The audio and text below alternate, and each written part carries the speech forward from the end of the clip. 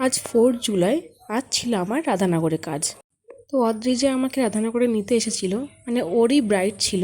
তো ওর হয়েই আমি কলকা করতে যাচ্ছিলাম। যথারীতি আমি পৌঁছে গেছি, তো আমি আমার কাজও শুরু করে দিয়েছি।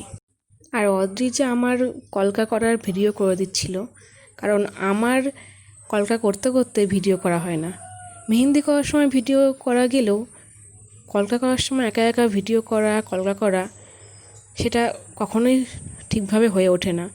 তো অদ্রিজা সেই সময় তো ও একটু ফ্রি ছিল, যেহেতু আমি কলকা করছিলাম। ও আমাকে বললো, দিদি চলো তোমার কলকা করার ভিডিওটা আমি একটু করে দিই।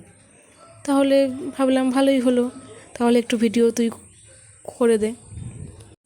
আর আমার ফার্স্ট কলকা ব্যাচ, অনেকেই জিজ্ঞেস করছিলে যে আমি কলকা শেখাবো কি না আর কবে থেকে আমি ব্যাচ স্টার্ট করব। তো সবাইকে আমি জানাচ্ছি, আমার ফার্স্ট কলকা ব্যাচ কিন্তু মঙ্গলবার থেকে স্টার্ট হয়ে গেছে, এবং সেটার ব্লগও আসবে, খুব তাড়াতাড়ি আসবে। যারা জয়েন করতে চাইছো তারা আমার সাথে কন্ট্যাক্ট করতে পারো। আর আমার করা কলকাটা কেমন লাগলো সেটা আমাকে জানাতে কিন্তু ভুলো না। আর কলকার না ফাইনাল যে আউটপুটটা, সেটার ভিডিও করতে আমি একদমই ভুলে গেছি।